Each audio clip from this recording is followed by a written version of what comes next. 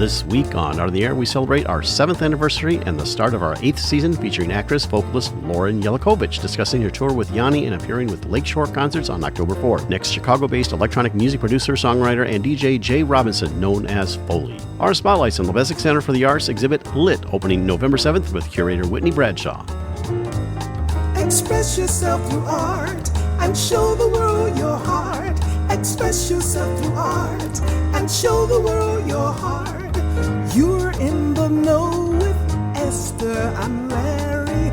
Art on the air today. Stay in the know with Larry and Esther. Art on the air our way. Express yourself through art and show the world your heart. Express yourself through art and show the world your heart. Welcome. You're listening to Art on the Air on Lakeshore Public Media, 89.1 FM, WVLP 103.1 FM, our weekly program covering the arts and arts events throughout Northwest Indiana and beyond. I'm Larry Breckner of New Perspectives Photography, right alongside here with Esther Golden of The Nest in Michigan City. Aloha, everyone. We're your hosts for Art on the Air. Art on the Air is heard every Sunday at 7 p.m. on Lakeshore Public Media, 89.1 FM, also streaming live at lakeshorepublicmedia.org, and is available on Lakeshore Public Media's website as a podcast. Also heard on Friday at 11 a.m. and Monday at 5 p.m. on WVLP 103.1 FM, streaming live at wvlp.org. Our spotlight interviews are also heard Wednesdays on Lakeshore Public Media. Information about Art on the Air is available at our website, breck.com/AOTA. That includes a complete show archive, spotlight interviews, plus our show is available on multiple podcast platforms, including NPR One. Please like us on Facebook, Art on the Air, WVLP, for information about upcoming shows and interviews.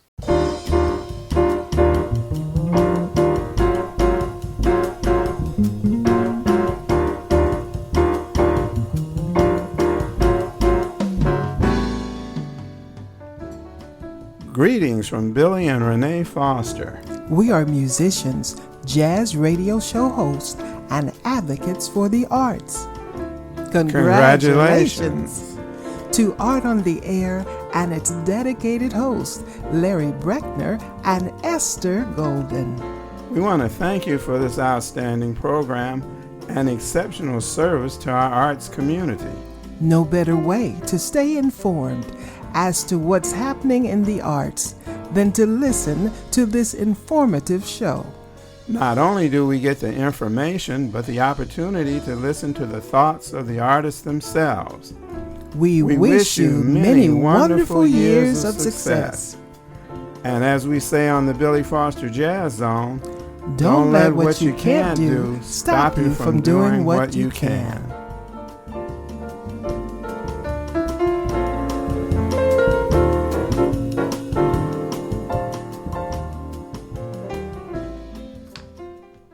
I'd like to welcome to Art on the Air Spotlight from the Lubeznik Center for the Arts, Whitney Bradshaw, who's the curator there. And, of course, Lubeznik's at 101 West 2nd Street in Michigan City. And she's going to talk about the upcoming exhibit and other things happening there. Whitney, welcome back to Art on the Air Spotlight. Hi, good morning. Yeah, morning. So good to see you, Larry. Oh, gosh, it's great to see you. Thanks for having me on. Well, we just got through some of the things that you've had at Lubeznik and your women's exhibit and of course, art festival. But now you have an upcoming exhibit in November called Lit. And go ahead and tell us a little bit about that. Yeah, I'm really excited about this show. It's I've been working on it for a while.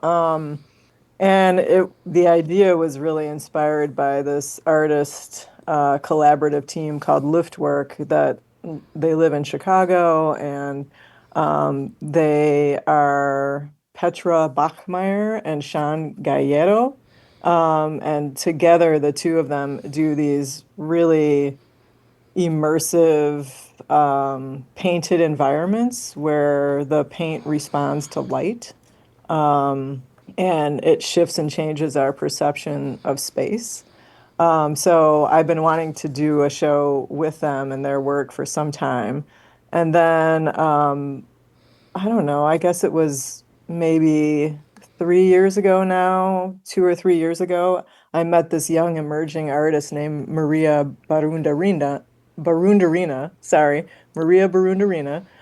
who's living in Chicago and was studying at the Art Institute and now teaches there. And she's from Argentina. And she also creates site-specific installations that respond or that have a lot to do with light and reflection and refraction.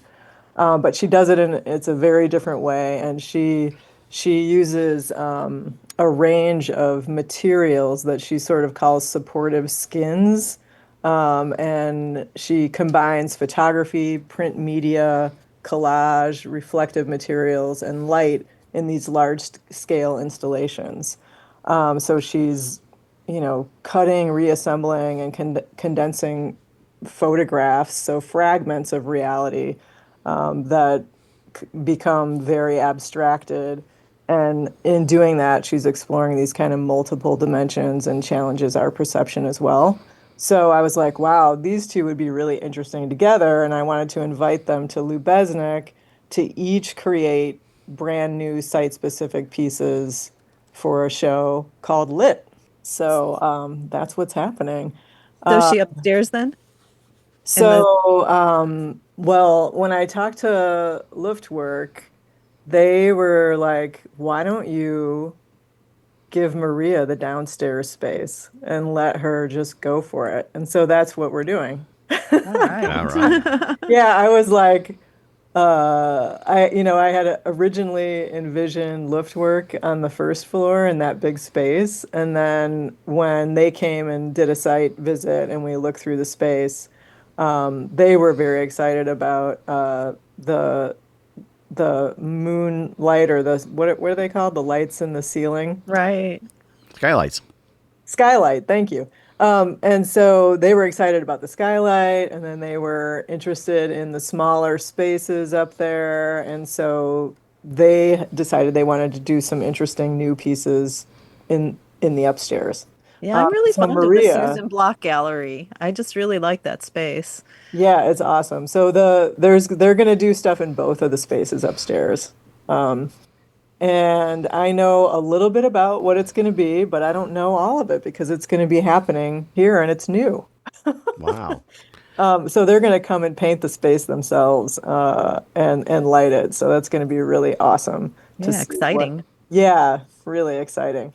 And then Maria, I invited her for a site visit, and she saw the space in the Heinemann and was totally blown away. First of all, very excited to be showing with Luftwerk, who she really admires, and yeah, totally excited and also a little bit scared to be working in the big Heinemann gallery. So she's actually coming here this afternoon. We're going to do another walkthrough, measure the spaces, and talk through a little bit more about what she might do in there. So it's all really exciting and new. And Maria's also going to do a little something outside of the building. Excellent. Oh, wow. Now, is there going to gallery talks or anything like that during this period? Yeah, absolutely. So, the show opens Friday, November 7th from 5 until 8, and it runs through February 15th of 2026. Crazy to think of that. And Yeah, but it's so soon. I know. And I'm going to be giving a public tour of the show the Saturday after the opening, which would be November 15th at 11:30 in the morning. So it's a free public tour of Lit from 11:30 to about 12:30. Sometimes it goes a little bit longer. On Saturday, November 15th. Very good. Anything else coming up after Lit in November, like in December into the next year? Yeah, we definitely have more shows coming. I had the calendar booked out for 2 full years, and now I've been here for 2 full years. And so now I'm actually juggling a few other exhibition ideas, so I don't really want to tell you more about them right now. Well, we'll have you back on. I haven't decided what order they're going to be turning up, but they're going to be exciting. Well, we'll have you back on to talk about that, and that'll be fantastic. Well, of course, that's Whitney Bradshaw, the curator at Lubeznik Center. Find out information at lubeznikcenter.org. They're on 101 West 2nd Street in Michigan City. Lit November 7th through February 15th. And on Saturday, November 15th, she'll be doing the gallery talk at 11:30. Whitney, thank you so much for coming on Art on the Air. Oh, thank you so much for having me. It was Yeah, great. wonderful to chat. Thanks for these wonderful exhibits. Art on the Air Spotlight and the complete one-hour program on Sunday is brought to you by Ember Forge Consulting, thoughtful marketing and digital learning built to express your purpose and grow your reach. Learn more at emberforgeconsulting.com/grow. And as a reminder, if you'd like to have your event on Art on the Air Spotlight or have a longer feature interview, email us at aota@brech.com. That's aota@brech.com. This is Howard Levy, musician, author, and educator, and you're listening to Art on the Air on Lakeshore Public Media, 89.1 FM, and on WVLP 103.1 FM. We are pleased to welcome Lauren Jelencovich to Art on the Air. Lauren is a multi-award-winning vocalist garnering great acclaim for her sparkling portrayals of opera and musical theater roles throughout the United States and abroad. For over 15 years, she has been on world tour with Yanni as his featured vocalist. Known for her effortless high notes, she excels in the classical crossover world, playing in sold-out venues all over the world, such as Radio City Music Hall, Red Rocks Amphitheater, and the Royal Albert Hall. Thank you for joining us on Art on the Air. Aloha and welcome, Lauren. It's very lovely meeting you. You know, I listened to your music before I read your bio, and when I first heard your voice, I thought, I am listening to Cinderella. Oh my And gosh, I it love was like my first thought. And then I read your bio and I went, I was listening to Cinderella. Thank you so much. Wow, that was an incredible intro. Thank you so much for having me. It's so nice to meet you. Well, Lauren, we love having you on our show. And of course, you're going to be part of the Lakeshore Concerts October 4th at my old stomping grounds, Monbeck Auditorium in Highland for the Lakeshore Concerts. But we want to find out all about you, your origin story. So tell us about how you got from where you were to where you are now. Where I am? Okay, well, I'll take you all the way back. I was born in Houston, Texas. I was born in Texas, but I only lived there for a couple years, and I grew up in Florida. And while I was there, my family was musical, but like nobody in my family really sang. It was mostly my grandmother that played the piano, and would encourage me to sing. And of course, like you mentioned, Cinderella. I mean, I was obsessed with Sleeping Beauty. I would sleep with the VHS tape as my pillow. That also tells you how old I am. So I would sleep with that pillow. I mean, as my pillow, and I was obsessed with Disney. And so, you know, it really started kind of back then. And I would always sing. My grandmother always encouraged me to sing. And I was in choirs, and I used to get the kids in the neighborhood to come over, and we would do rounds of singing, like, you know, oh my gosh, You Are My Sunshine, or Row, Row, Row Your Boat. And if anybody was off, and I would have a tape recorder, and I would make everybody sing. And then if they were off, I'd be like, do it again. No. But so that's kind of where it started. I did choirs and whatnot, and then fast forward, I had my first solo in the first grade, in fourth grade, sorry.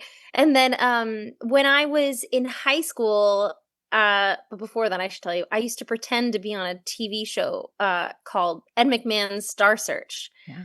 Okay, so I was like, I don't know if anybody remembers this show. It was like the original American Idol. But I used to pretend to be on that show, and then and my parents would film me, and then when I was about 15, I was in high school, and my dad heard that they were having auditions for Star Search, and so he was like, "I'm going to take you. Let's go." And we went. And I sang, and I made it onto the show. And then I ended up going through all of the rounds, and I made it to the grand finale, and I ended up winning Star Search. And so amazing. Thank you. That's kind of like where it all started, really. And then, funny enough, though, I don't remember doing these videos at 5 years old at all. And I, at that point, had no idea. It wasn't until like many years later we were going through some old family, videos and whatnot. And we came across this video of me pretending to be on Star Search. And that's the only reason why I know that. I had no idea. I was like, I don't know, that's manifesting if I big time manifest. And so, like, were you in school, were you interested in theater early? Because as I watched you just performing you're very animated and bouncy. Were you always that way? Like just I think so. Yeah. I've always been very like, ooh, I am my mother's daughter, who's also the same way.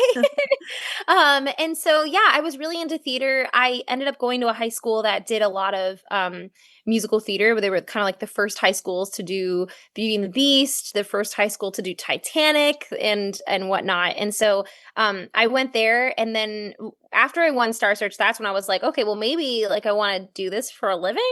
And so I would take voice lessons, and I recorded my first album in high school. And then I decided my voice teacher said to me, you have this like really high voice. It sounds like you can sing really classical. And he was like, you should try to audition for music conservatories and study classical voice. And I was like, oh my gosh, I think that sounds wild, but okay, let's go for it. Because I was not a science or a math person. I just want to put that out there at all.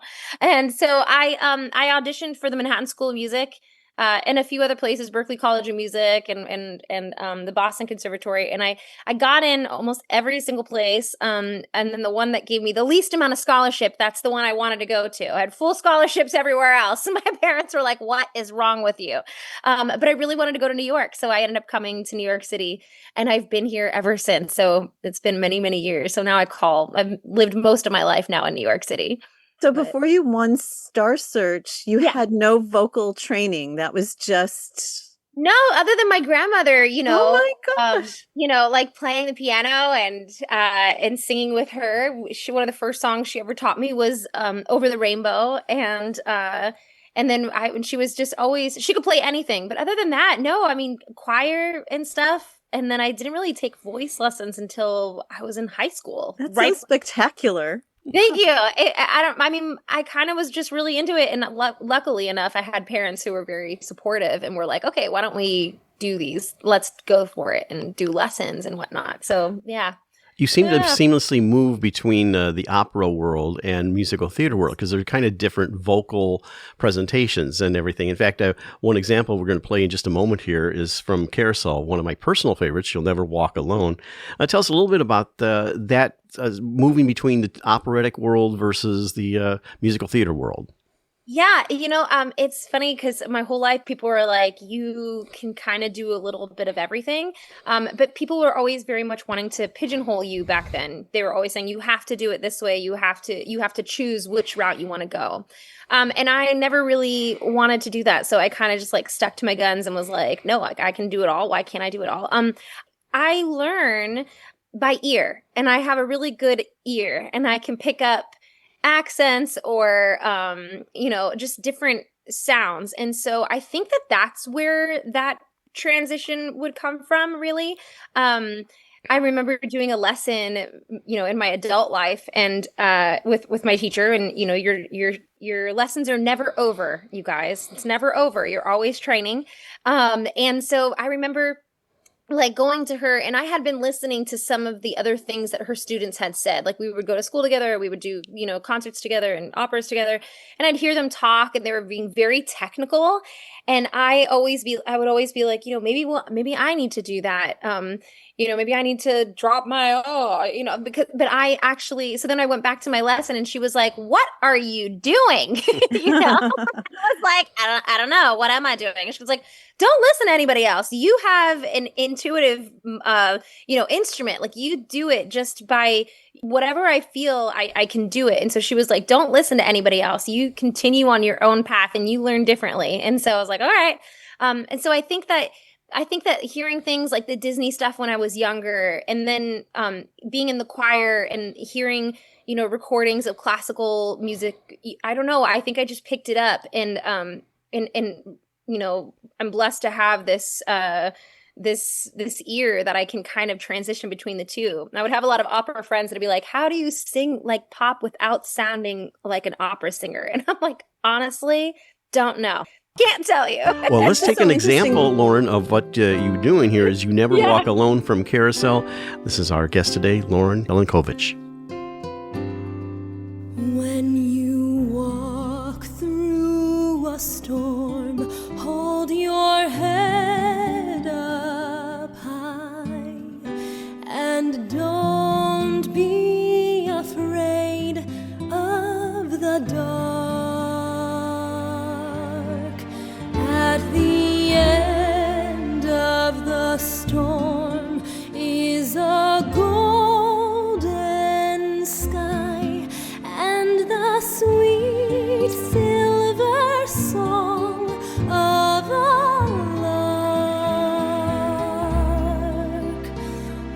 Walk on through the wind, walk on through the rain, though your dreams be tossed and blown.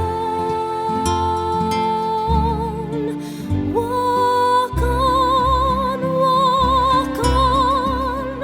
with hope in your heart, and you'll never walk alone. You'll never walk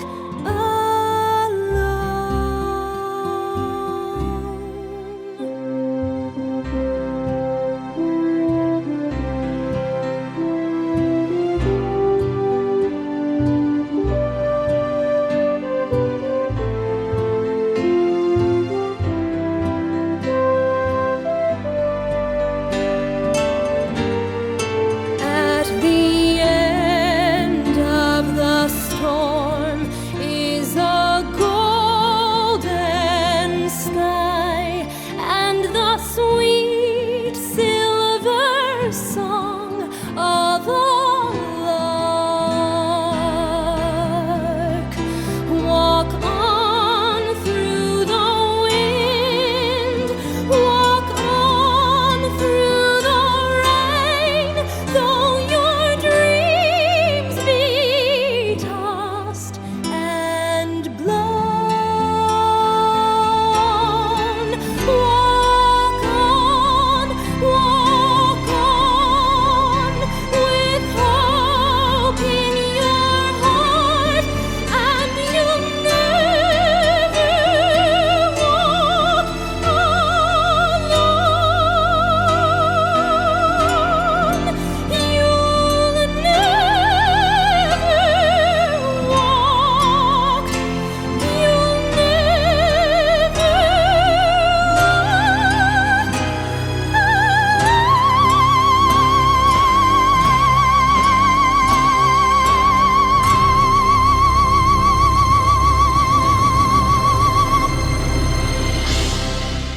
And that was You Never Walk Alone from my favorite musical, Carousel, a Rodgers and Hammerstein favorite. And that was Lauren Jelencovich. Yeah, I know. Wow, wow, wow. Thank you. So you know what as I listen to a lot of your music, there is the flavor of kind of the original artist a little bit in each of them. Yeah. In all these different genres. It's light, but it's there. So that's where, makes sense. Like you're such a good at, your ear is so finely tuned. I call it mimicking. I'm a mimicker. Like I can pull from that. So thank you. That's very kind of you to say. Well, you think about what you were saying before, even before there was musical notation, there was music. I mean, so, and of course, one of the best things, ear training is so important, but if you can hear something, and I know I'm kind of guilty of that. I played by ear probably more. I read music, but I played a little bit by ear and everything. But I used to, my organ teacher, I said, "Hey, could you play that for me once?" And she'd do it, and then I would sort of get it. And it's like, and my mom, who was an organist, said, "Don't do that. Make him play it from the music." But, oh my gosh, it's so funny you say that because like I was in piano lessons when I was a kid, like through my grandmother or whatever. Finally, I did take a lesson with this one piano teacher, and I can read, but I'm not a great reader, and I like to memorize. And so I fooled her for many, many years. And I would play it in sections and I would memorize things in sections. And she had no idea until one time, like I did something and she's like, "Oh, take it from this measure." And I was like, "Oh, can you hum it for me?" Yeah. And she was like, "What?" And she got so mad. I was like, "I'm sorry." So Lauren, how did you collide with Yanni? You want to know something? He found me on YouTube. And so it was really weird and it was crazy. It was back in 2010 and I got a phone call and it was Halloween weekend. I remember this, it was a Friday and they said, if we email you some tracks, can you record them sometime this week and email them back? And I said, "Yeah, sure. Sounds great." So like I had a couple days with them. And then I listened to them. And then by Sunday morning, they called me really early and they said, actually, you know what? Yanni already loves your videos. Can we just fly you tomorrow morning to come and sing for Yanni? And I was like, yeah, okay. So they flew me. I grew up in a town called Wellington, Florida, which is not too far from Palm Beach. And so he lives in Palm Beach, about 25 minutes from where I grew up. And so they flew me into West Palm Beach. And it was the very first time my parents were not picking me up from the airport flying home, which was really weird. I got to go in a little limo. And they took me to go get fitted for in-ear monitors. And I don't know if you've seen these in-ear monitors. Some people don't know, but they help you in like big arenas, and you hear the music and everybody can kind of stay together. And they're kind of expensive. Like the custom ones are pretty expensive. And so they were like, okay, we're getting you fitted for in-ear monitors. And this is before I sang for Yanni. And I was like, wait, so did I get it? Like, am I doing this? And then I sang for him the next day and he said, great. We leave in 5 days. We're going to Puerto Rico and you'll be singing for 18,000 people. And I was like, yeah, okay. I literally cleared my schedule. Like I was like, okay, I'm ready.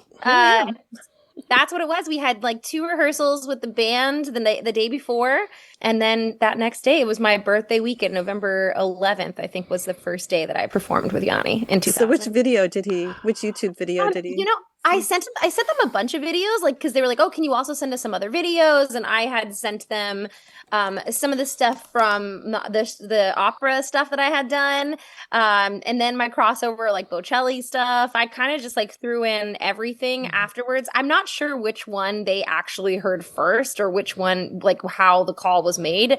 I was just giving them some extra stuff. So, well, Lauren, we want to feature another song that you sent us is The Prayer, which is very famous. And let's take a listen to it. This is our guest today, Lauren Jelencovich.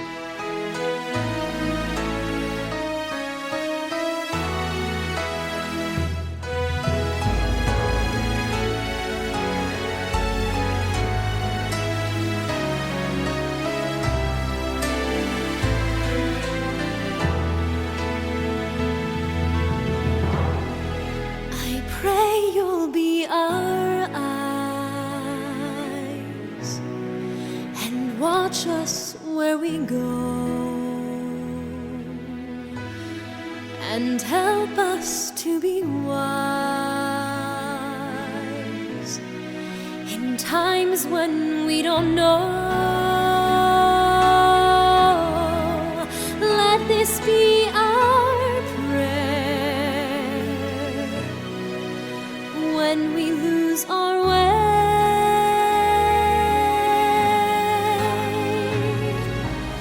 Lead us to a place, guide us with your grace, to a place where we'll be safe. La luce che tu dai nel cuore resterà a ricordarci che la terna stella sei nella mia preghiera. Quanta fede c'è.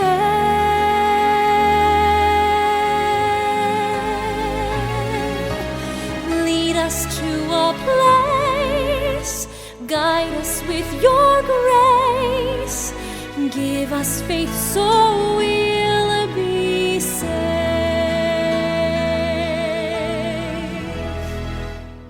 Sogniamo un mondo senza più violenza, un mondo di giustizia, di speranza, unione vera, voglio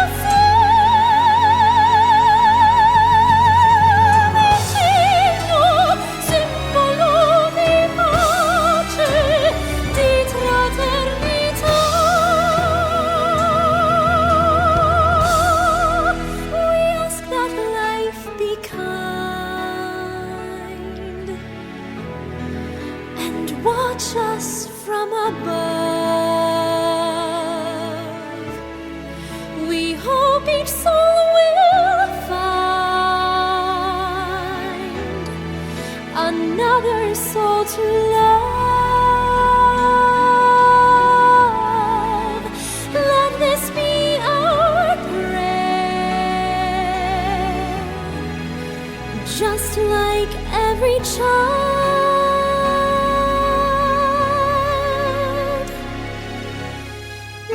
to find a place. Guide us with your grace. Give us faith so we'll be safe.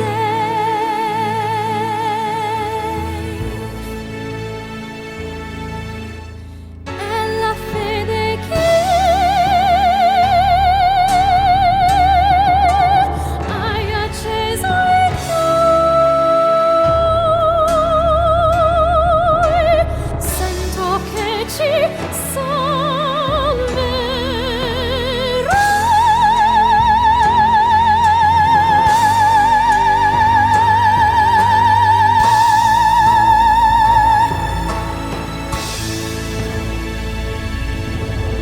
And that was Lauren Jelencovich on The Prayer. Actually, funny enough, that's the song that I won Star Search with. Oh my gosh. Is The Prayer. Yeah. So it's a very special song for me. I hope you liked it. Oh, completely. That was the one that inspired my reaching out to you. You know, we only have about a minute and a half left. We want people to find out how they can find you online, YouTube, all your social media, and maybe run your schedule a little bit because, you know, our program is heard nationally. So, you know, tell us some of the things you got coming up, even after the October 4th show at Lakeshore Concerts. Yeah, I can be found online at Lauren Dariana. It's Dariana. And that's where I'm like on all social media and whatnot. And you can find my website is laurenjelencovich.com. And I'm super excited to be coming to Indiana, but also I'm going to be going through kind of a lot of the U.S. this year, which I'm really grateful for. I've got California and I've got Maryland and Virginia, and I'm just really excited. And you can find all my dates on my website. Well, sure, yeah, websites and everything like that, and that's where we want people to find it. And also on our webpage, we'll have your picture, and if they click on that, they'll take you to your website and everything. You're also on Facebook. You can find that. You can also see all the places that Lauren has been traveling around the world. Very busy young lady. You know, we appreciate you coming on Art of the Air, sharing your music and arts journey. Again, she'll be appearing with Lakeshore Concerts at the Monbeck Auditorium in Highland on October 4th. And of course, Matt Domasica, the auditorium director, will take really good care of you because he's one of my former students there. Yes. Lauren, thank you so much for coming on Art of the Air and sharing your music journey. Thank you so much. It's so great to meet you. Complete pleasure. Thank you. Thank you. Thank you. Art of the Air listeners, do you have a suggestion for a possible guest on our show? Whether it's an artist, musician, author, gallery, theater, concert, or some other artistic endeavor that you are aware of, or a topic of interest to our listeners, email us at aota@brech.com. That's aota@brech.com. Did you know that you can also listen to Art on the Air anytime as a podcast at Lakeshore Public Media's website, through Lakeshore's app, or from NPR? If you have a smart speaker like Amazon Alexa, Google Assistant, or Apple Siri, just tell to play Art on the Air to hear the latest episode. Our show relies on the support of not only our show underwriters, but also our listeners who make donations to this station. Your support of this station will ensure Art on the Air may continue bringing you the best of the arts and culture programming for Northwest Indiana and beyond. If Art on the Air is important to you, please consider supporting this station with a one-time contribution or even making an ongoing sustaining contribution. For information on how to make a contribution, go to this station's website or our show website, brech.com/AOTA. And thank you.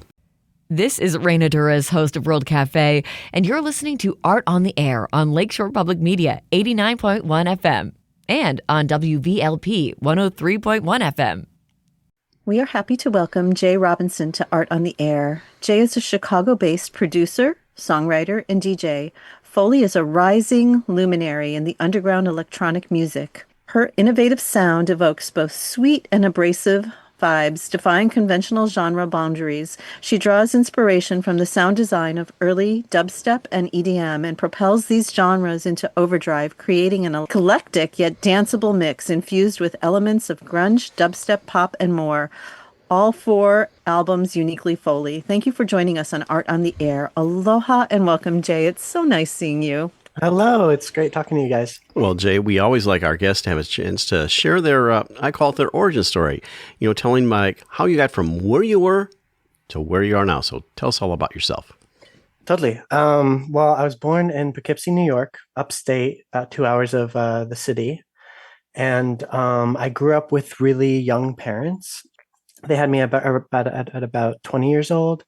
So I grew up listening to a lot of grunge, like 90s grunge, Pearl Jam, Nirvana is a lot of what my mom was into.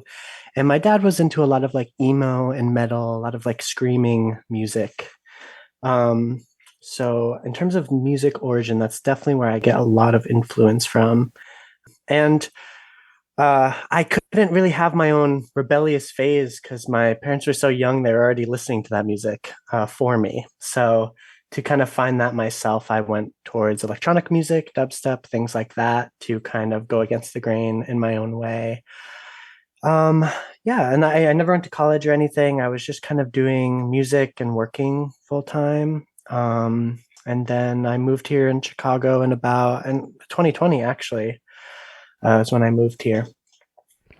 So what drew you to electronic music? I mean, we talked about some of the influences, and Esther did that in the intro, but tell us how that you do that and maybe some of the methods you use to produce it.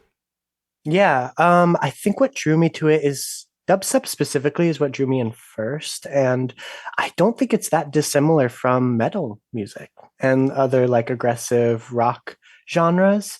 So I think I was so used to listening to a guitar and drums and all of that, that when I heard that for the first time, it was so perplexing to me how they made it that I just felt like I had to figure that out. My dad was very like tech savvy, so he was able to hook me up with like I started with this program called FL Studio, and I was using that for a bit. I think I was 12 years old when I started with that, and then around 15 years old, I moved on to a program called Ableton, which I use to this day. So, what was school life like then? Was there a music program that was, or, were there teachers to help you discover what you liked about music? If you were into theater, there would have been a theater mentor in school. Was there a music mentor that was sensitive to the music that you wanted to do? Yeah, in school, I was very like average at school. Like I did what I had to, and that was about it. And I didn't seek too much in terms of clubs or anything. A lot of what I found in terms of wasn't mentorship as much as it was peership. Like I found a lot of friends online who were making the same kinds of things that I were. So at the age of 16 was my first show, and it was in LA. It wasn't even in New York. I just made friends online, and we threw these annual shows for about 3 years in LA. We did one in Chicago, which was my first time here when I was 17. And then we also threw one in New York. And it was just kind of like a strike of luck, honestly, finding them online. So tell us what a show is like, for people not familiar with that format, what to expect versus like a more traditional concert. Yeah, it depends. I've done so many different things. When I first started with electronic music, I wanted to do something different than DJing. I wanted it to be more performative. So I would have like electronic drum pads and a keyboard on stage and try to perform the songs I was making that way. Nowadays, I try to, it's almost like a karaoke setup. I'll have my computer running because I write all of and play most of the instruments through my computer, and I don't have a band to play with me, although I would love to get there one day. So I tend to just kind of push a lot of stage presence and performance that way. I do a gimmick thing. I have like a big red button that I have the audience press to start the set as kind of a joke about it being electronic, even though my latest project is made to sound more like it's from a band. Oh, that's true. You're talking about Nest? Yes, yeah. Yeah, that's spectacular. So now that we're talking about Nest, maybe should we listen to Stand-In? Can you tell us a little bit about that one? Yeah, to not give away too much of its mystique, I suppose it was just dealing with people in my life and maybe even a little bit myself, things with addiction. Be pretty tough, and it's just a way that I found to express it. Well, let's take a listen to that. That's Stand-In with our guest today, Jae Robinson Foley, and you're listening to Art on the Air on Lakeshore Public Media, 89.1 FM, and on WVLP, 103.1 FM. Here's Stand-In. I'm not perfect.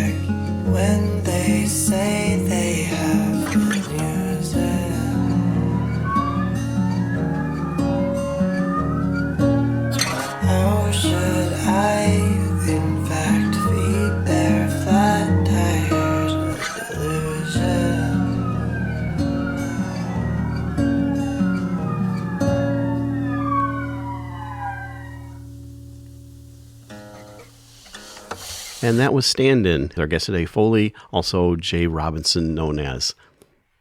So, Jae, like in that very first bit, I'm hearing kind of dolphins and whales. And then are you physically or electronically making those guitars kind of scritchy sort of sounds, which are so fabulous? Thank you. Yeah, that's definitely like me kind of playing my hand at like the years I have with electronic music and synthesis. So that was made with a synth. Okay. And me just messing around to get unique sounds. And I've always liked things like that. Even especially this project was my first time going at just like guitars and vocals and drums. So I still like, it was hard for me to hold back and not try to include some of the kind of flashy sound design that I tend to gravitate towards. Yeah, because it's very, those guitar sounds always are so reminiscent for me of like Jimi Hendrix that, it just sounds so good. Tell us about the equipment you use. I mean, you've touched on it a little bit, but, and maybe with the equipment, your process. I mean, unlike a traditional music where you might have a melody line, a bass line, and all these things, it's a whole different way to assemble it. But tell us how that works. Totally. I am a big believer of less is more. And I also, that is both in what you hear in the song, but also in the making process. I don't like to get too fancy, and I just try to use whatever I have around me. I'm very fortunate to have this guitar that my parents got me for Christmas when I was like, it must have been 13 or so. They were always very supportive of me making music, which was really lovely. And I got an acoustic guitar through this theater that I had worked and done some sound for as well. So I was using those. I have a really simple sound card that I'm able to plug those guitars into so that they work in my program. And I have my laptop. And that's pretty much it. And so how much post-processing do you do? I mean, you lay down tracks like you do, and even what software do you use for that? Yeah, I use Ableton Live. I think I'm on Ableton 10. I am definitely, before I am a singer or guitarist or anything like that, I'm a producer for sure. So I'm kind of like making everything with the mind of a producer more than a writer sometimes even. So I lay down the tracks, and then the tracks I lay down take, a couple takes, maybe like 15 minutes. And then it's like months and months of me sitting down at the computer and like producing it to sound the way it does. And this might not be something that you can or want to answer, but can you sort of take us through the history of how you got to Nest? Like, yeah. Yeah, totally. I think, I'm 26 years old. I think as you get older and like through, as I'm like progressing through these years, it's like very much, I think, healing to reclaim things from your childhood, especially like the middle school years. And that was a lot of the stuff I was listening to was my dad's music, which was like all of this very heavy guitar, emo, screaming. Some of it's more sad, like emo, subtle stuff. So I really am just interested in making anything. I hope that, by the time I'm however old I get to, I can look back and say that I've made every genre I've ever enjoyed listening to. And so this was just kind of me visiting that part of myself. So have you had people that are kind of in your general genre that have been influences on you, that people that you say, oh, I really like what they do when they do? And what are those influences? Yeah, I have tons of really wonderful and extremely talented friends that I made at a really young age, and we've all kind of come up through the years just because we've been so passionate about music. So a lot of those people, my friend Avery, who goes by the artist name Aya, who does a lot of like goth music here in Chicago.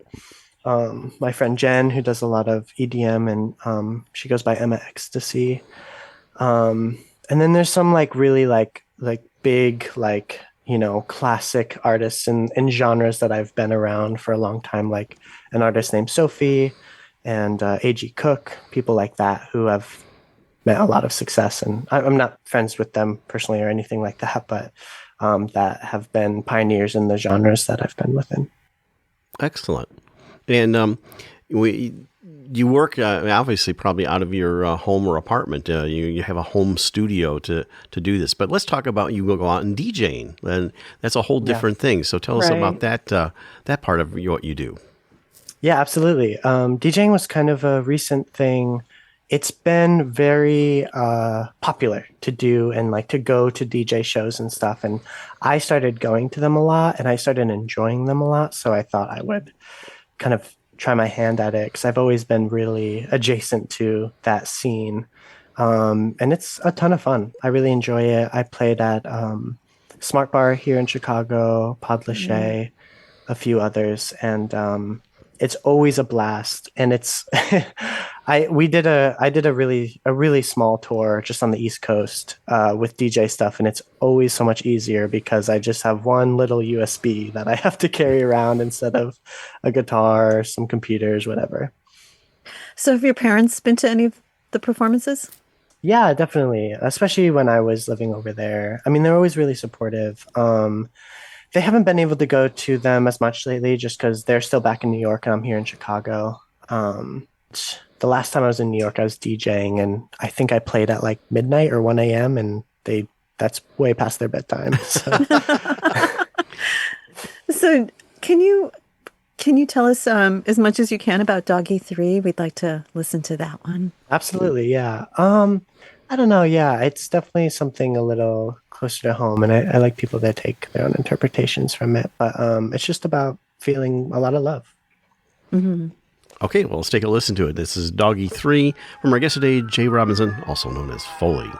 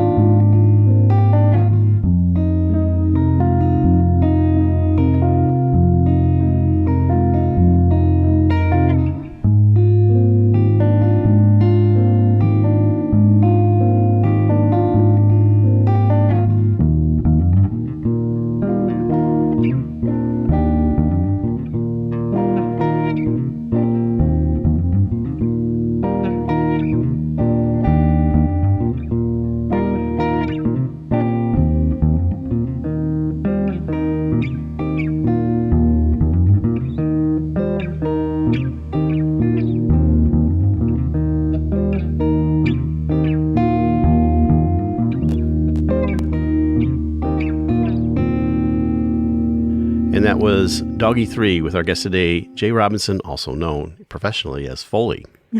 So this one, Jay, I didn't hear dolphins, but I heard whales. And then I thought your voice was a perfect addition to this one. And I so enjoyed listening to everything that you provided to listen to in that one. It was just like so rich with, just so rich with so many different layers. I just really like that track a lot. Thank you so much. That means a lot. Yeah. Yeah, like I was talking to you earlier about this, but my voice is definitely something I kind of use out of necessity just because I want a vocal melody and I want to write lyrics and stuff. But I've never really seen my voice as an instrument I am very proficient at. And that definitely does go through a lot of production as well. And I do have some strings in that. That was definitely very like maximalist, climatic kind of There was attempt. Just so much. It was like so wonderful. And I think you're being very self-critical about your voice. I think your voice just enhances all of these. I just really love it. I appreciate that. Thank you. Well, Jay, we have a little over a minute left, and we want to give you the opportunity to tell people about, one, where they can see you. This will air, of course, mid to late October, but, how they can find you online, where they can listen to your music, and things like that. Absolutely, yeah. So online, Folie, Folie, online, all one word. That's where most of my stuff is, either Instagram. I don't use Twitter anymore, but stuff like that, you can find that anywhere. Spotify. And as for shows, I don't have anything lined up right now, but I will, especially if you're in the Midwest area, I will be playing all the time. Definitely keep a lookout on my Instagram. I always will post when I have concerts coming up. And yeah, I think that's everything I care to share. Well, that's great. Well, we appreciate you coming on Art on the Air and sharing your unique music and art journey there. It sounds wonderful. It's a very unique sound. That's Jae Robinson, and also known professionally as Foley. We listened to two of the pieces, Standin' and Doggy 3. You can listen to them on the thing. Thank you so much for coming on the show and sharing your art and music journey. Thanks so much for having me. Oh, thank you so much, Jay. We'd like to thank our guest this week on Art on the Air, our weekly program covering the arts and arts events throughout Northwest Indiana and beyond. Art on the Air is heard Sunday at 7 p.m. on Lakeshore Public Media, 89.1 FM, also streaming live at lakeshorepublicmedia.org, and is available on Lakeshore Public Media's website as a podcast. Art on the Air is also heard Friday at 11 a.m. and Monday at 5 p.m. on WVLP 103.1 FM, streaming live at wvlp.org. If you have a smart speaker like Amazon Alexa, Google Assistant, or Apple Siri, just tell it to play Art on the Air to hear the latest episode. Our Spotlight interviews are heard every Wednesday on Lakeshore Public Media. Thanks to Dee Dotson, Vice President of Radio Operations for Lakeshore Public Media, and to Greg Kovach, WVLP's Station Manager. Our theme music is by Billy Foster with a vocal by Renee Foster. We'd like to thank our current underwriters for Lakeshore Public Media, Ember Forge Consulting, thoughtful marketing and digital learning built to express your purpose and grow your reach. Learn more at emberforgeconsulting.com/grow. And for WVLP, Walt Breidinger of Paragon Investments. So we may continue to bring you Art in the Air, we rely on you, our listeners and underwriters, for ongoing financial support. If you're looking to support Art on the Air, we have information on our website at breck.com/AOTA, where you can find out how to become a supporter or underwriter of our program in whatever amount you are able. And like I say every week, don't give till it hurts. Give till it feels good. You'll feel so good about supporting Art on the Air. If you're interested in being a guest or send us information about your arts-related event or exhibit, please email us at aota@breck.com. That's aota@breck.com, or contact us through our Facebook page. Your hosts were Larry Breckner and Esther Golden, and we invite you back next week for another episode of Art on the Air. Aloha, everyone. Have a splendid week. Express yourself through art and show the world your heart. Express yourself through art and show the world your heart. You're in the know with Esther and Larry. Art on the Air today. Stay in the know with Larry and Esther. Art on the Air our way. Express